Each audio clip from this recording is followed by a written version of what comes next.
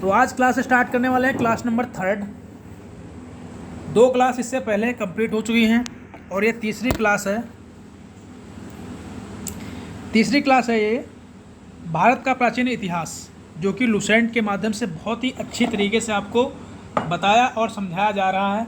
इसकी पीडीएफ भी आपको टेलीग्राम पे मिल जाएंगी, जिसका लिंक आपको डिस्क्रिप्शन बॉक्स में मिल जाएगा।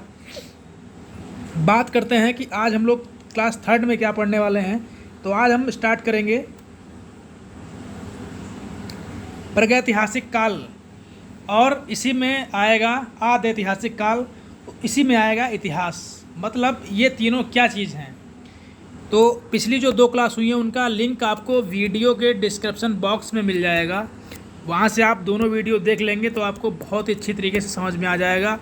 जो हमारे स्रोत हैं, वेद हैं, वेदांग हैं और जो लेखक हैं, उन सबका विवरण जो हमने पढ़ा है वो क्लास 1 एंड 2 में है। ये 3rd क्लास है, ठीक है। तो हम सबसे पहले बात कर लेते हैं कि प्रागैतिहासिक काल क्या होता है। प्रागैतिहासिक काल देखिए प्रागैतिहासिक काल उसे कहते हैं जिसका कोई लिखित विवरण उपलब्ध नहीं है या उद्धृत नहीं है, ठीक है।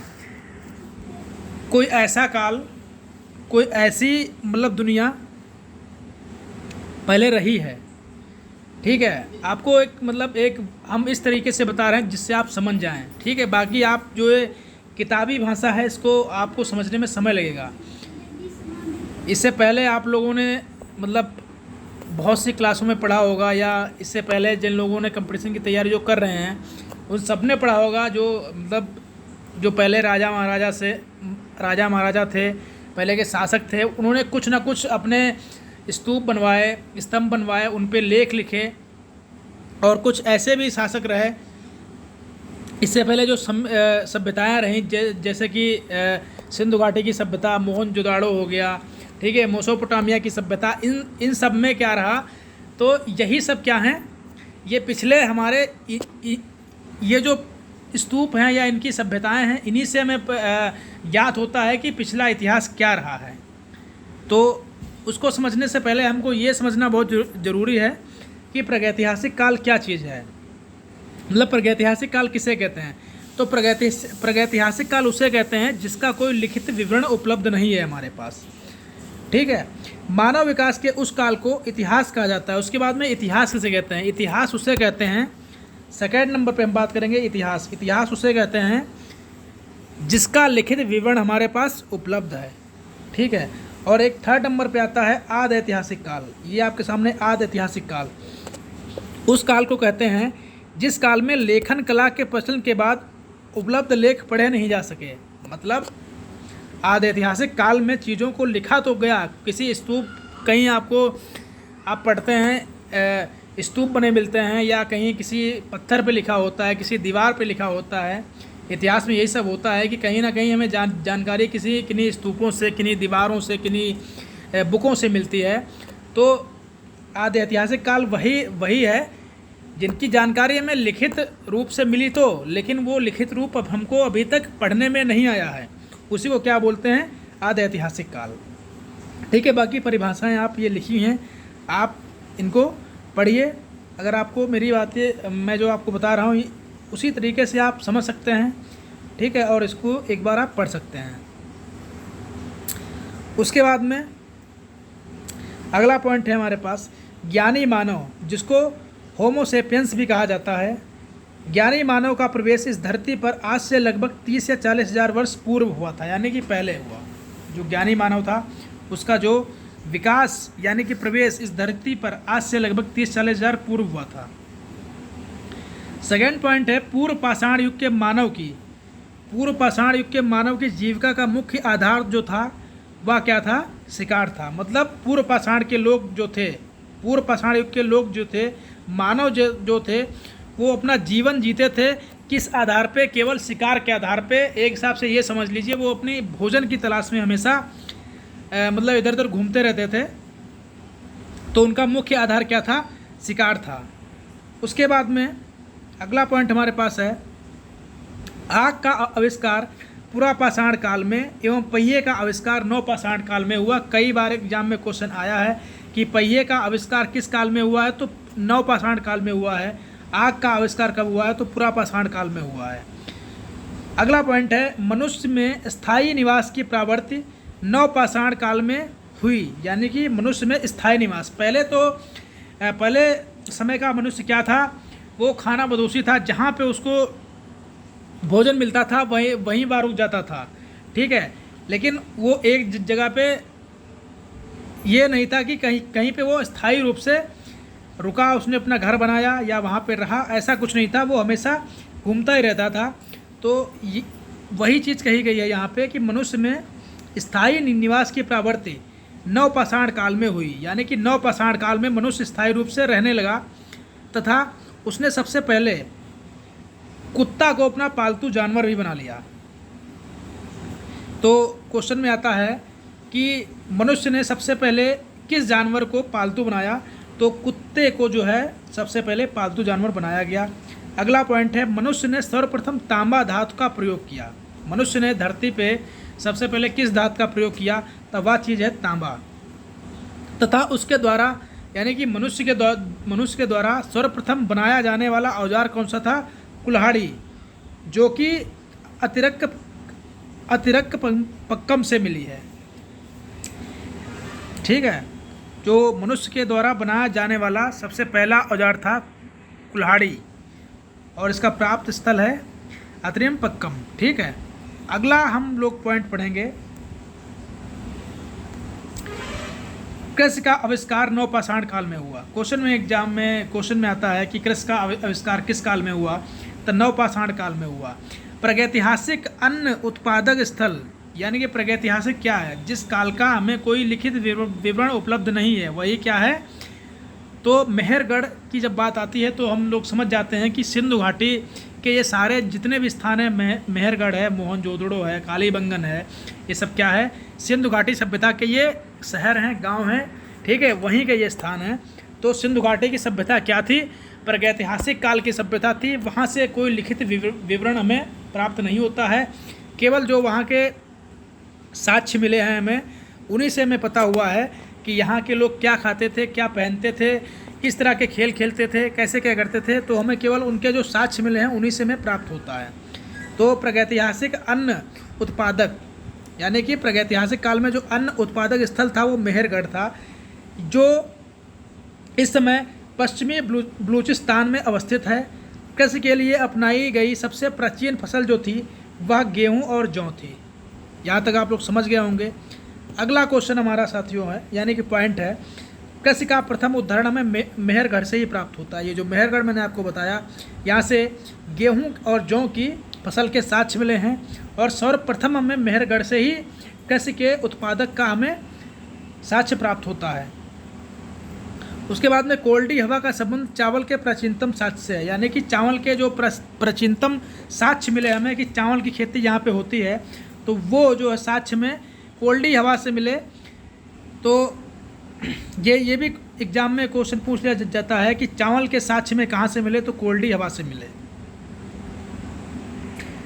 अगला क्वेश्चन साथियों, अगला हमारा जो पॉइंट है वो है पल्लावरम नामक स्थान का प्रथम भारतीय पुरापाषाण कलाकृति की खोज हुई थी। इसको ध्यान से पढ़िए, पल्लावरम नामक स्थान पर, ये पल्लावरम नामक एक स्थान था, ठीक है, स्थान पर प्रथम भारतीय पुरापाषाण कलाकृति की खोज हुई थी। यानी कि जो ये पल्लावरम नामक स्थान है, यहाँ पर भारतीय पुरापाषाण लोग के जो कलाकृति करते थे उनकी खोज यहाँ से हमें प्राप्त होती है। अगला हमारा जो पॉइंट है वह है भारत में प्रस्तर युग के अधिकांश औजार स्फटिक पत्थर के बने हुए थे। जो प्रस्तर युग के अधिकांश जो हमारे पास जो भारत में पूर्व में जो हमारे पास औजार थे वह स्टिप यानी कि पत्थर के बने हुए होते थे, और पहले हमेशा लोग पत्थर से आग जलाना, पत्थर से औजार बनाना, ठीक है, पत्थर हमेशा मतलब पत्थर का ही प्रयोग किया जाता था। इसीलिए पत्थर का मतलब होता है पाषाण काल, पाषाण इसीलिए पाषाण काल उसे कहा जाता है, ठीक है।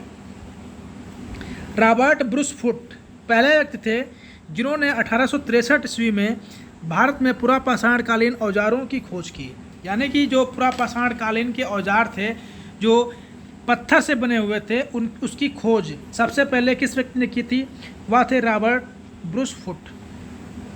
अगला हमारा पॉइंट है, भारत का सबसे प्राचीन नगर मोहनजोदड़ो था। सिंधी सभ्यता में जिसका अर्थ मृतकों का टीला है। भारत का सबसे प्राचीनतम जो नगर था वह मोहनजोदड़ो था, जिसको सिंधी भाषा में मृतकों का टीला कहा जाता था। अगला पॉइंट है, असम का श्वेत भ्रू गिबन भारत में पाया जाने वाला एकमात्र मानव भाव कपि था। जो ये असम का श्वेत भ्रू गिबन, ये एकमात्र मानव भाव कपि ऐसा था जो भारत में पाया जाता था। अगला पॉइंट है हमारा, इनाम गांव में ताम्रपाषाण युग की एक बड़ी बस्ती थी। इनाम गांव में ताम्रपाषाण युग की एक बड़ी बस्ती थी जिसका संबंध जोरवे की संस्कृति से है। अगला हमारा पॉइंट है, भारत में शिवालिक की पहाड़ी से जीवाश्म का प्रमाण मिलता है। जो भारत में जो शिवालिक की पहाड़ी है वहाँ से जीवाश्म का प्रमाण मिलता है। अगला क्वेश्चन है, भारत में मनुष्य संबंधी सबसे पहले प्रमाण नर्मदा घाटी से मिला। मतलब भारत में मनुष्य थे, इसका सबसे पहले में अगर प्रमाण मिला कहीं से तो वह नर्मदा घाटी से हमें मिला है। तो इतना हम लोगों ने देख लिया।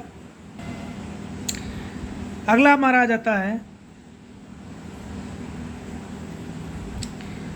अगला हमारा पॉइंट है, ये नोट है, भारतीय नागरिक सेवा के अधिकारी रिजले प्रथम व्यक्ति थे जिन्होंने प्रथम बार वैज्ञानिक आधार पर भारत की जनसंख्या का प्रजाति विभेदीकरण किया था। ये भी इम्पोर्टेंट बहुत क्वेश्चन है। अब हम आ जाते हैं सिंधु घाटी सभ्यता को हम लोग विस्तार पूर्वक देखते हैं। सिंधु घाटी सभ्यता ही है जिसको प्रागैतिहासिक काल में रखा जाता है।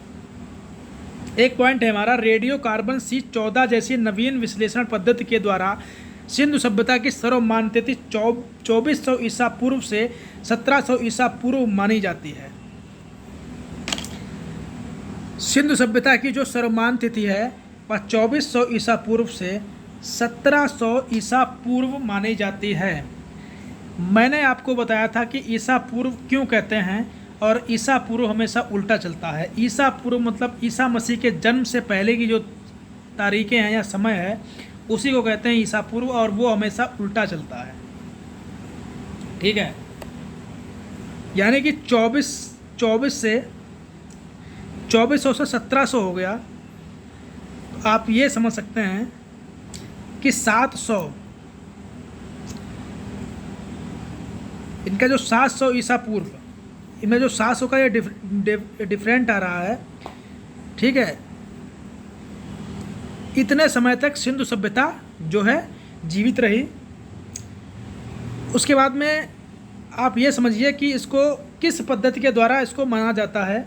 तो रेडियो कार्बन C14 जैसी नवीन विश्लेषण पद्धति के द्वारा सिंधु सभ्यता की सर्वमान्य तिथि 1400 ईसा पूर्व से 1700 ईसा पूर्व मानी गई है।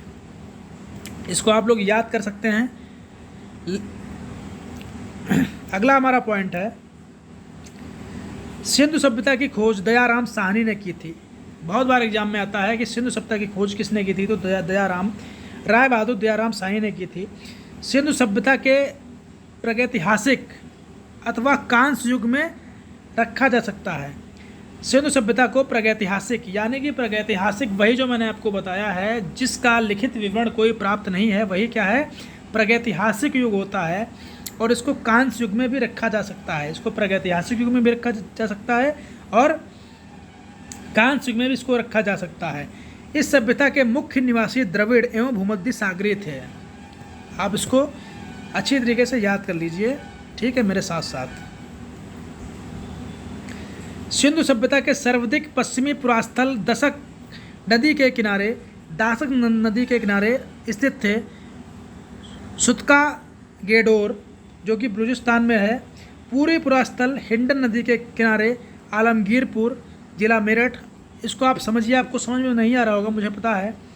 कह रहा है सिंधु सभ्यता के सर्वाधिक पश्चिमी पुरास्थल, यानी कि सिंधु सभ्यता के सर्वाधिक पश्चिमी पुरास्थल, ठीक है, जो पश्चिमी पुरास्थल थे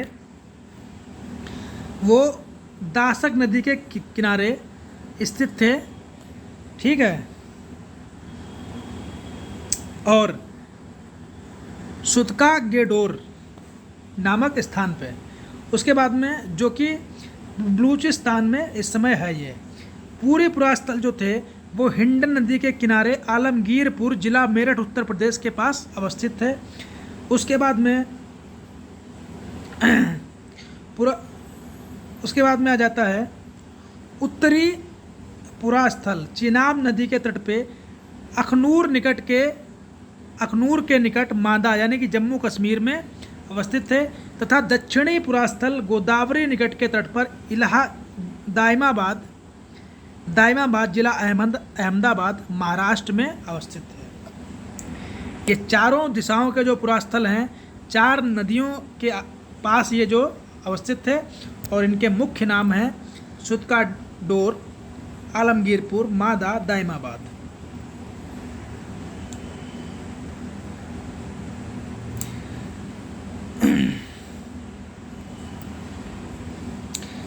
सिंधु सभ्यता या सैंधव सभ्यता एक नगरीय सभ्यता थी। सैंधव सभ्यता से प्राप्त परिपक्व अवस्था वाले स्थलों में केवल 6 को ही बड़े नगरों की संज्ञा दी जाती है, जो हैं मोहनजोदाड़ो, हड़प्पा, गढ़वारीवाला, धौलावीरा, राखीगढ़ एवं कालीबंगन। कहने का मतलब ये है कि सिंधु सभ्यता या सैंधव सभ्यता में नगरीय सभ्यता थी। सैंधव सभ्यता से प्राप्त परिपक्व अवस्था वाले जो स्थल हैं उनमें केवल 6 को ही बड़े नगरों की संज्ञा दी जाती है, जिसमें पहले नंबर पे है मोहनजोदड़ो, दूसरे पे है हड़प्पा, तीसरे पे है गढ़वारीवाला, चौथे पे है धौलावीरा, 5वें पे राखीगढ़, 6ठे पे कालीबंगन। अगला पॉइंट हमारा है स्वतंत्रता प्राप्ति पश्चात हड़प्पा संस्कृति के सर्वाधिक स्थल गुजरात में पाए गए हैं। मतलब जब हमारा देश आज़ाद हुआ उसके बाद जो है हड़प्पा संस्कृति के जो सर्वाधिक स्थल हैं वो गुजरात में पाए गए हैं। लोथल एवं सुतकोदा सिंधु सभ्यता का बंदरगाह था। ये दोनों जो लोथल था और सुतकोदा था, ये क्या था, ये सिंधु सभ्यता के ये बंदरगाह थे। उसके बाद में जुते हुए खेत और नक्काशीदार ईंटों का प्रयोग का साक्ष्य कालीबंगन से प्राप्त होता है। अगर एग्जाम में पूछता है कि नक्काशीदार ईंटों का प्रयोग का जो साक्ष्य है वो कहाँ से मिलता है, तो कालीबंगन से मिलता है। और जुते हुए खेतों का जो साक्ष्य कहाँ से मिलता है वो भी कालीबंगन से ही मिलता है। मोहनजोदाड़ो से प्राप्त अन्नागार सभ्यता सैंधव सभ्यता की सबसे बड़ी इमारत है। जो मोहनजोदड़ो से अन्नागार प्राप्त हुआ है वह सैंधव यानी कि सिंधु सभ्यता की सबसे बड़ी इमारत है। मोहनजोदड़ो से प्राप्त वृहत स्नानागार एक प्रमुख स्मारक है जिसके मध्य स्थित स्नान कुंड 11.8 मीटर लंबा, 7.1 मीटर चौड़ा एवं 2.43 मीटर गहरा था। जो मोहनजोदड़ो से एक वृहत स्नानागार मिला है वह एक प्रमुख स्मारक है। जो कहाँ से मिला है, मोहनजोदड़ो से मिला है, जिसके मध्य स्थित एक स्नान कुंड था जो कि 11.88 मीटर, स्नानागार मतलब स्नान कुंड बात बराबर है, ठीक है। इसकी जो है लंबाई है 11.88 मीटर, चौड़ाई है 7.1 मीटर और गहराई है 2.43 मीटर।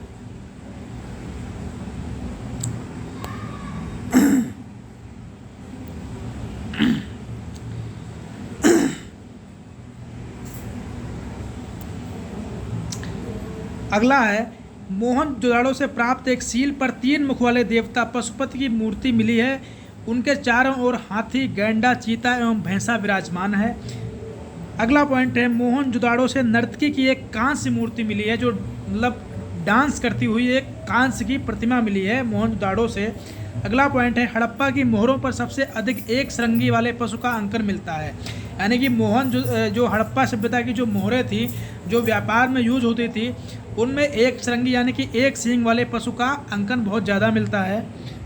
उसके बाद में अगला हमारा पॉइंट है मनके बनाने का कारखाना लोथल एवं चंदू से मिला है। सिंधु सभ्यता की लिपि भाव चित्रात्मक थी। यह लिपि दाईं से बाईं ओर यानी कि उल्टा लिखी जाती थी, दाईं से बाईं ओर। और उसके बाद में जब ये बाईं ओर आते थे तो बाईं ओर से ही लिखना स्टार्ट कर देते थे, यानी कि बाईं से दाईं ओर, फिर दाईं से बाईं ओर लिखी जाती थी, बाईं से दाईं ओर लिखी जाती थी।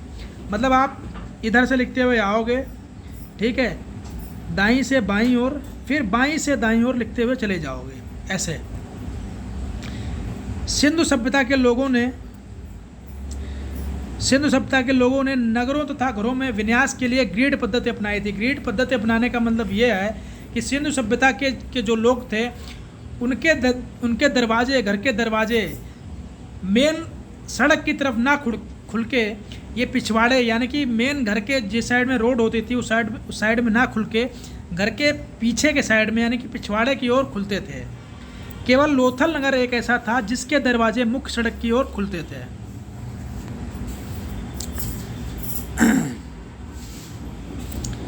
अगला हमारा पॉइंट है, सिंधु सभ्यता के जो मुख्य फसलें हैं वो गेहूं और जौ थी। सेंधववासी मिठास के लिए शहद का प्रयोग करते थे। रंगपुर एवं लोथल से चावल के दाने मिले हैं, यानी कि रंगपुर एवं लोथल से चावल के दाने मिले हैं, जिससे धान की खेती होने का प्रमाण मिलता है। चावल के प्रथम साक्ष्य लोथल से ही प्राप्त हुए हैं। सूत कोतदा, कालीबंगन एवं लोथल से सेंधवकालीन घोड़े के अस्थिपंजर यानी कि हड्डियाँ मिली हैं। तौल की इकाई सभ्यता 16 के अनुपात में थी। सेंधव सभ्यता के लोग यातायात के लिए 2 पहिया एवं 4 पहिया वाली बैलगाड़ी या भैंसा गाड़ी का उपयोग करते थे। मोसोपोटामिया के अभिलेखों में वर्णित मेलुहा शब्द का अभिप्राय सिंधु सभ्यता से ही है, यानी कि मतलब कैसे पता चला कि मोसोपोटामिया से सिंधु सभ्यता का व्यापार होता था, इसलिए पता चला कि मोसोपोटामिया में एक अभिलेख था, वहाँ से मेलुहा शब्द का पता चला। मेलुहा शब्द का मतलब था कि सिंधु सभ्यता से वह मिला हुआ था, मतलब सिंधु सभ्यता से उसका अभिप्राय था, यानी कि वो कहीं ना कहीं सिंधु सभ्यता से ही संबंधित था मेलुहा शब्द। इसीलिए कहा जाता है कि सिंधु सभ्यता के जो व्यापारिक संबंध थे वो मोसोपोटामिया से थे। उसके बाद में सभ्यता हड़प्पा संस्कृत का शासन वणिक वर्ग के हाथों में था, ठीक है। पिग्गट ने हड़प्पा एवं मोहनजोदड़ो को एक विस्तृत साम्राज्य को जुड़वा राजधानी कहा, यानी कि पिग्गट ये एक लेखक है, इन्होंने हड़प्पा एवं मोहनजोदड़ो को विस्तृत यानी कि बहुत ही बड़ी साम्राज्य की जुड़वा राजधानी कहा है। सिंधु सभ्यता के लोग धरती को उर्वरता की देवी मानकर उसकी पूजा किया करते थे। वृक्ष की पूजा एवं शिव की पूजा के प्रचलन के साक्ष्य भी सिंधु सभ्यता से मिलते हैं। मतलब वहाँ से साक्ष्य मिले हैं कि सिंधु सभ्यता के लोग वृक्ष की पूजा, जैसे आज के समय में हम लोग पीपल की पूजा करते हैं, उस समय भी सिंधु सभ्यता के लोग वृक्ष की पूजा किया करते थे और शिव की पूजा के भी साक्ष्य वहाँ से मिलते हैं। स्वास्तिक चिन्ह सभ्यता हड़प्पा सभ्यता की देन है। आज के समय में जो हम लोग स्वास्तिक चिन्ह यूज करते हैं, ठीक है, वह क्या है, वह सिंधु सभ्यता की ही देन है, ठीक है। इस चिन्ह से सूर्योपासना यानी कि सूर्य की उपासना का अनुमान लगाया जाता है। सिंधु सभ्यता घाटी के नगरों में भी मंदिर के अवशेष नहीं मिले हैं, यानी कि सिंधु सभ्यता की घाटी में सिंधु सभ्यता जो थी वहाँ के लोग मंदिर का प्रयोग नहीं करते थे। सिंधु सभ्यता में मातृ देवी की उपासना सर्वाधिक क्या थी, प्रचलित थी। थोड़ा और पढ़ लेते हैं वरना फिर दिक्कत हो जाएगी। पशुओं के लिए कुबड़ वाला सांड इस सभ्यता के लोगों के लिए विशेष पूजनीय था, यानी कि कुबड़ वाला सांड जो है सिंधु सभ्यता के लोगों के लिए विशेष पूजनीय था। स्त्री मृण मूर्तियाँ यानी कि स्त्रियों की मूर्तियाँ बनी हुई थी, मिट्टी की मूर्तियाँ अधिक मिलने से ऐसा अनुमान लगाया जाता है कि सेंधव समाज मात्र सत्तात्मक था, यानी कि इस समय सबसे पहले पिता का नाम आता है, उस समय पहले मात्र सत्तात्मक मतलब माता का मतलब मान सम्मान ज़्यादा होता था, जैसे इस समय पिता का होता है। कहीं कागजी कार्रवाई में सबसे पहले पिता का ही नाम लोग पूछते हैं। सेंधववासी सूती एवं ऊनी वस्त्रों का प्रयोग करते थे।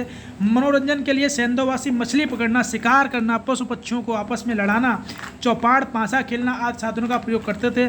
सिंधु सभ्यता के लोग काले रंग से डिजाइन किए हुए लाल मिट्टी के बर्तन बनाते थे, जिनको मतलब मनका भी कहा जाता है।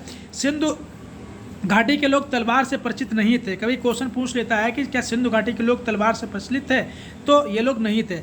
और उसके बाद में कालीबंगा एकमात्र हड़प्पा कालीन स्थल था, ऐसा स्थल था जिसका निचला शहर हड़प्पा कालीन का जो कालीबंगन एकमात्र ऐसा शहर या स्थल था जिसका निचला शहर सामान्य लोगों के रहने हेतु था, जो किले से घिरा हुआ था। कालीबंगन का अर्थ है काली चूड़ियाँ। यहाँ से पूर्व हड़प्पा स्त्रियों के खेत जोते जाने और अग्नि पूजा की प्रथा के प्रमाण मिलते हैं। यहाँ यानी कि कालीबंगन से क्या होता है, खेत जोतने के और अग्नि की पूजा के प्रमाण मिलते हैं। पर्दा प्रथा एवं वैश्वीकृति सिंधु सभ्यता में प्रचलित थी। यानी कि लोग मतलब पर्दा करते थे। ये कैसे पता चला कि अगर पर्दा नहीं करते होते, जो उनके घर के दरवाजे हैं वो मेन रोड की तरफ खुले होते थे।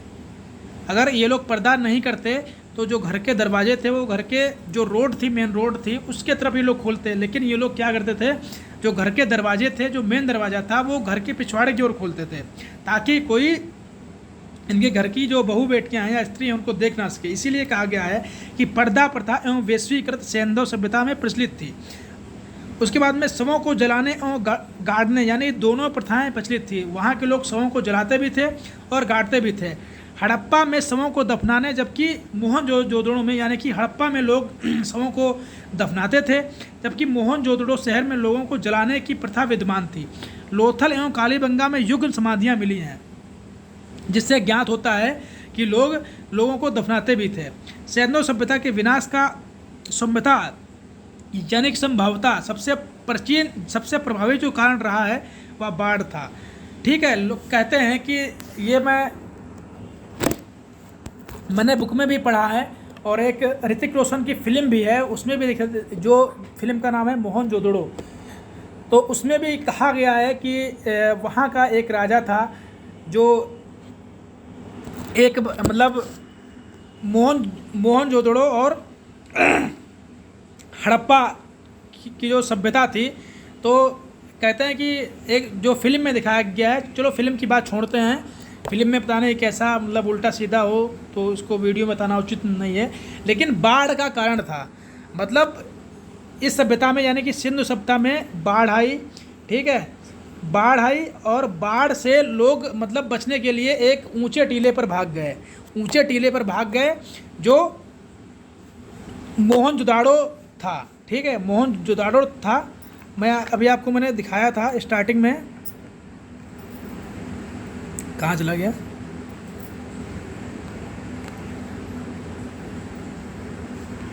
एक जो है मैंने भी आपको,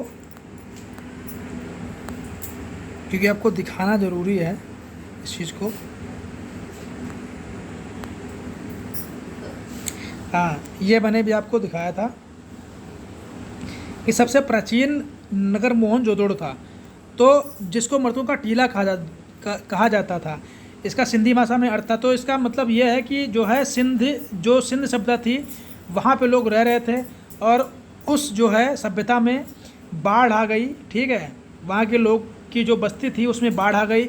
उससे उस बाढ़ से बचने के लिए लोग, पानी इतना ज़्यादा बढ़ गया कि पूरे शहर में पूरे जहाँ पे लोग रह रहे थे पूरी उनके इलाके में पानी भर गया। तो उससे बचने के लिए लोग जो है मोहनजोदड़ो पे एक बहुत बड़ा टीला था, जैसे ऊंचा स्थान था, वहाँ पे लोग भाग गए। वहाँ पर भागने के बाद में क्या रहा कि बाढ़ का पानी उस टीले के चारों ओर भरा रहा और महीने बीत गए, काफ़ी समय बीत गया। लोगों के पास जो उपलब्ध साधन था जिससे लोग खा के जी सकते थे, जब तक लोगों के पास भोजन रहा, खाना रहा, जीने की वस्तुएं रहीं, तब तक लोगों ने खाना बनाया, खाया वहाँ पे। ठीक है, अपना जीवन यापन किया। लेकिन उसके बावजूद भी उस टीले के आसपास इतना पानी था कि लोगों को नीचे उतरना असंभव था। तो जैसे ही लोगों के पास का जो राशन था वो ख़त्म होता रहा, लोग वहाँ भूखे प्यासे मरते रहे। ठीक है, ऐसे ना वहाँ उस टीले के आसपास का पानी कभी घटा ही नहीं। ठीक है, तो स्वाभाविक सी बात है कि आदमी 1-2 महीने जीवित रह सकता है। ठीक है, तो वहाँ का ऐसा माहौल हो गया कि वहाँ पानी भरा ही रहा, लोगों के पास जो पर्याप्त भोजन था और लोग खाते पीते रहे और भूख प्यास से तड़प कर वो लोग वहाँ से उसके ऊपर ही मर गए। इसीलिए उस टीले पे बहुत सारी हड्डियाँ, लोगों के जो कंकाल हैं वो मिलते हैं। इसीलिए इस टीले को, इस मोहनजोदड़ो को मृतकों का टीला भी कहा जाता है, क्योंकि इस पे बहुत सारे मृतक लोग मिले थे, उसके साक्ष्य मिले थे। और कई बुकों में ये भी कहा गया है कि एक बार महामारी आई थी, जिससे कि लोग उस महामारी के चलते हुए, महामारी और बाढ़ दोनों का प्रभाव बताया गया है इस सभ्यता को ख़त्म होने का। ठीक है, तो एक और चीज़ यहाँ पे रह गई थी, मैं वो भी आपको बता देता हूँ कि जो इस समय जो हम लोग जो है भट्ठे में जो ईंट होती है, उसको जो ईंट पकाने वाला भट्ठा होता है उसमें पकाते हैं। जब ईंट पक के एकदम लाल हो जाती है, वही ये जो है आग में पकी हुई ईंटों को टेराकोटा कहा जाता था। जो इस समय ईंट हम लोग कहते हैं वो पकी हुई ईंट होती है। तो मैंने आपको जो है सिंधु सभ्यता से संबंधित जो भी पॉइंट थे वो बता दिए हैं। बाकी ये जो स्थल हैं जिन लोगों ने इनका जो है इनकी खोज की है, उनके नाम हैं, ये अगली क्लास में पढ़ेंगे। उसके बाद में हम लोग पढ़ेंगे वैदिक सभ्यता। ठीक है, धीरे धीरे करते हुए पूरा इतिहास, फिर वो उसके बाद में भूगोल, संविधान, ऐसे करते करते पूरी जीएस हम लोग ख़त्म कर देंगे। मिलेंगे अगले वीडियो में, तब तक के लिए अपना ध्यान रखिए, चैनल को सब्सक्राइब करके रखिए ताकि आने वाली हर वीडियो आपको मिलती रहे।